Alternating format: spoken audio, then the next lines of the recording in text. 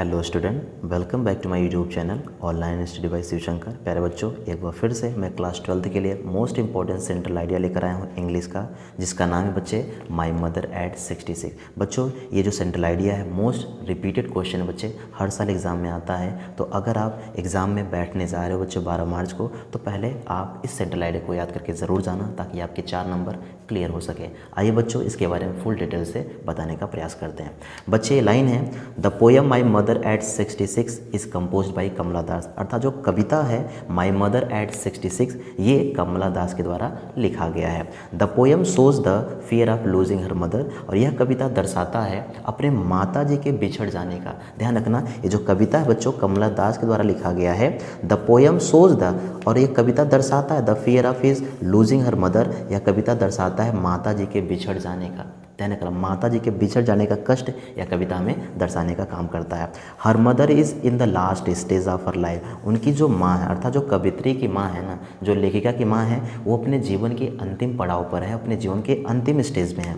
सो इसलिए the poetess feels that, इसलिए कवित्री महसूस करती हैं कि हर mother will pass away soon, कि उनकी माँ बहुत जल्दी ही गुजर जाएंगी, अर्थात खत्म हो जाएंगी। Yes sir no. और जब कोई ऐसा सोचेगा, जाहिर सी बात है, अगर अपने माँ के बारे में सोचेगा जल्दी गुजर जाएंगे, तो उनकी आंखों में आंसू भी आ जाएंगे। ये सर नो। तो आगे बोला गया बच्चे, poetess get scared of this thought, और जो कवित्री जो इस बात को सोच रही थी ना, वो इस विचार को तुरंत अपने दिमाग से निकाल दिया। To come out of this thought, और इस विचार से निकलने के लिए क्या हुआ, she looked outside of car, उसने कार के बाहर देखा। अर्थात इस विचार को निकालने के लिए उस कवित्री ने कार के बाहर देखा। द वर्ल्ड आउटसाइड, जो संसार बाहर था, was full of Joy and activity, वो संसार बाहर से पूरे खुशियों से भरा हुआ था, एंड एक्टिविटी, और चहल पहल हो रहा था। कहने का मतलब है कि संसार बाहर से पूरी तरीके खुशियों से भरा हुआ था और बहुत शोर शराबे हो रहे थे, चहल पहल हो रहे थे। The young trees seemed running fast, और जो युवा पेड़ पौधे थे ना, कार के मतलब बाहर तेज़ भागते हुए दिखाई पड़ रहे थे, महसूस हो रहे थे, चलते हुए महसूस हो रहे थे। ध्यान रखना। And children looked very happy, और जो बच्चे बाहर दिखाई पड़ रहे थे बड़े खुश दिखाई पड़ रहे थे, अच्छे दिखाई पड़ रहे थे। एट एयरपोर्ट, अर्थात एयरपोर्ट पहुंचने के बाद, हवाई अड्डे पर पहुंचने के बाद, अर्थात हवाई अड्डे पर, सी लुक्ड अगैन एट हर, और उसने दोबारा अपने माता जी को देखा। हर मदर से फेल्ड पेन, उसने दर्द महसूस किया। अर्थात कवित्री ने जब दोबारा अपने माता जी को देखा, उसने दर्द महसूस किया। To look at the colourless and pale face of her mother, अर्थात अपने माता जी के बेरंग, अर्थात अपने माता जी के बेरंग और पीले चेहरे को देख करके कवित्री ने फिर से क्या महसूस किया बच्चे, दर्द महसूस किया। But hiding her tears the poetess said, लेकिन अपने आंसुओं को छुपाते हुए कवित्री ने कहा, क्या कहा, सी यू सून अम्मा, अम्मा फिर से मुलाकात होगा। अर्थात बेचारी जो लड़की थी, है ना, जो कवित्री थे, वो अपने माता जी को छोड़ करके जा रहे थे। तो इस प्रकार उस कवित्री ने कहा, सी यू सून अम्मा। तो ये बच्चे आपका मोस्ट इंपॉर्टेंट रिपीटेड क्वेश्चन है, जो कि हर साल एग्जाम में आता है, आप इसे ज़रूर पढ़कर जाइएगा। ओके बच्चों। तो प्यारे बच्चे, अब बात करेंगे सेकेंड सेंट्रल आइडिया, जिसका नाम है बच्चे कीपिंग क्वाइट। ये भी मोस्ट इंपॉर्टेंट बच्चों, हर साल एग्जाम में रिपीटेड होते हैं। ध्यान रखना, जो भी मोस्ट इंपॉर्टेंट सेंट्रल आइडिया उसी को मैं बताने आया हूँ, ध्यान रखना बच्चे। तो सेकंड सेंट्रल आइडिया जिसका नाम है बच्चे कीपिंग क्वाइट। तो आइए शांत रहने के बारे में थोड़ा बताते हैं बच्चों। Most important, very very important question है, हर साल रिपीटेड होते हैं। तो बच्चों आइए कहानी बताते हैं। कहानी बच्चे, the poem keeping quiet is compose bye Pablo Neruda, अर्थात ये जो कीपिंग क्वाइट कहानी है बच्चे, कविता है ना, ये पैब्लो नेरुडा के द्वारा लिखा गया। ओके प्यारे बच्चों, it is a very simple poem, ये बहुत ही सिंपल सा पोएम है।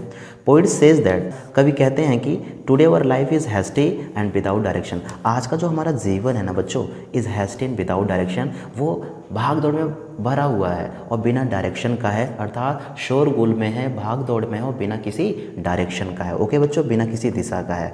द पोइट आस्क, कवि जी कहते हैं, क्या कहते हैं, अस टू स्टॉप वॉर्स, हमें कहते हैं कवि जी कि कहते हैं कि रोकने के लिए, क्या रोकने के लिए, वॉर्स, युद्ध न करें, हेट, घृणा न करें, पॉल्यूशन, अर्थात प्रदूषण न फैलाएं, किलिंग ऑफ एनिमल्स, जानवरों को न मारें। अर्थात कवि जी हमें रोकने के लिए कहते हैं कि घृणा न करें, युद्ध न करें, पोल्यूशन न फैलाएं और जानवरों को भी न मारें। एंड हंटिंग आवर सेल्फ, और अपने आप को भी नुकसान या चोटिल न पहुंचाएं। ही सेज दैट, वो कहते हैं कि अर्थ टीचेस अ लॉट, हमें धरती ढेर सारी चीज़ें सिखाती है, बट लेकिन वी डू नॉट अंडरस्टैंड, लेकिन हम सीख नहीं पाते हैं या फिर हम समझ नहीं पाते हैं। द पर्पज़ ऑफ लाइफ, हम अपने जीवन का उद्देश्य भी नहीं समझ पाते। हमें धरती तो बहुत कुछ सिखाने का प्रयास करते हैं बच्चों, लेकिन हम अपने जीवन का उद्देश्य से भटके हुए हैं, हम सीख नहीं पाते हैं। द पोइट सेज दैट, कवि जी कहते हैं कि any problem can be solve by the self introspection, अर्थात कोई भी समस्या स्वयं के आत्मरक्षण से समाधान किया जा सकता है, अर्थात किसी भी समस्या को स्वयं से भी हल किया जा सकता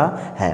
देन फिर we can resume our activity in the right direction, अगर उसके बाद we can resume our activities, और तब हम अपने क्रियाकलापों को इन द राइट डायरेक्शन, अपने किसी भी क्रियाकलापों को सही रास्ते में या सही डायरेक्शन में ले आ पाएंगे। ओके प्यारे बच्चों, ये रहा कीपिंग क्वाइट का मोस्ट इंपॉर्टेंट रिपीटेड क्वेश्चन, बहुत छोटा सा बच्चों, अगर आप इसे याद करेंगे 5-10 मिनट में आपका याद हो सकता है आराम से। ओके प्यारे बच्चों, अब तीसरा 3 a thing of beauty is the most important central idea, हर साल रिपीट हुए हैं, वेरी वेरी इंपॉर्टेंट है। आइए बताने का प्रयास करते हैं बच्चों। The poem a thing of beauty is compose bye John kit, कोई भी किसी भी पोयम का सेंट्रल आइडिया लिखोगे इस लाइन से ज़रूर स्टार्ट करना कि द पोयम, अपने पोयम का नाम, इस कंपोज्ड बाय, जो भी लेखक करेंगे उनका नाम लिखना। तो बच्चे जो थिंग ऑफ ब्यूटी है ना, सुंदरता वाली वस्तुएं हैं ना, उसके जो लेखक हैं बच्चों कौन है, जॉन किट्स हैं।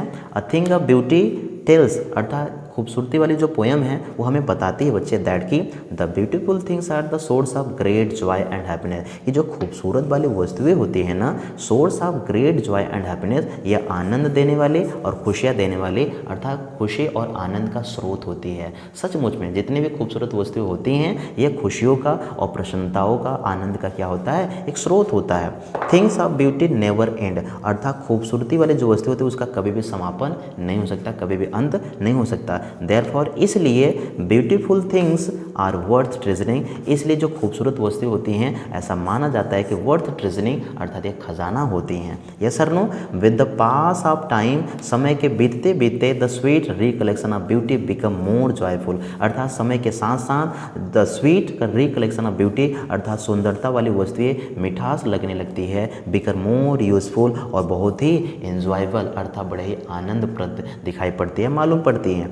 क्रिएशन ऑफ गॉड, अर्थात भगवान के द्वारा जो भी चीज़ें बनाई, ईश्वर के बनाए, प्रोवाइड एनर्जी एंड हैप्पीनेस, अर्थात ईश्वर के द्वारा जो बनाए गए वस्तुएं हैं, एनर्जी एंड हैप्पीनेस वो हमें प्रोवाइड करते हैं, देते हैं। एनर्जी अर्थात ऊर्जा देती हैं, खुशियाँ देती हैं। Things around us make us feel happy, और जो भी वस्तुएं हमारे आसपास है वो सभी हमें अच्छे एहसास दिलाते हैं, हमें खुशियाँ प्रदान करते हैं, हमें प्रसन्नता प्रदान करती हैं। ये मोस्ट इंपॉर्टेंट सेंट्रल आइडिया है। अगर आप इन सब चीज़ों को याद करके जाते हैं बच्चों, ध्यान रखना आप पर कहीं नहीं जाएंगे। अगर मेरे बच्चों, अगर आप इस वीडियो पर नए हैं तो उस चैनल को सब्सक्राइब कर लीजिएगा, अपने दोस्तों तक भी शेयर कर दीजिएगा, ताकि आपका भला के साथ साथ आपके दोस्त का भी भला हो जाए। ओके प्यारे बच्चों, आज के लिए बस इतना ही।